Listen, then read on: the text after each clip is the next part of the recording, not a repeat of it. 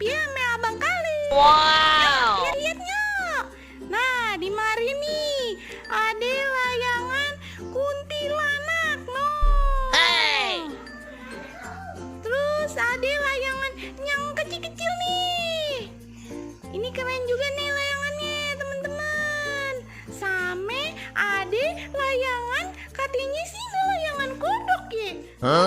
Layangan kodok yang buntutnya panjang, perasaan lebih mirip ikan asin dah.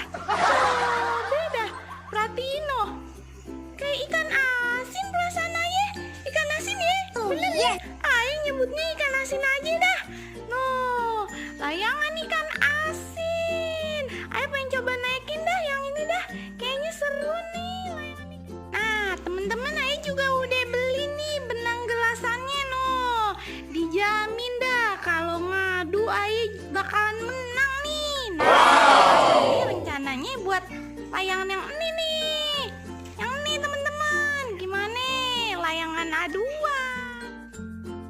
Teman-teman, Ayo udah nyampe nih di tempat yang biasanya nerbangin layangan di mari.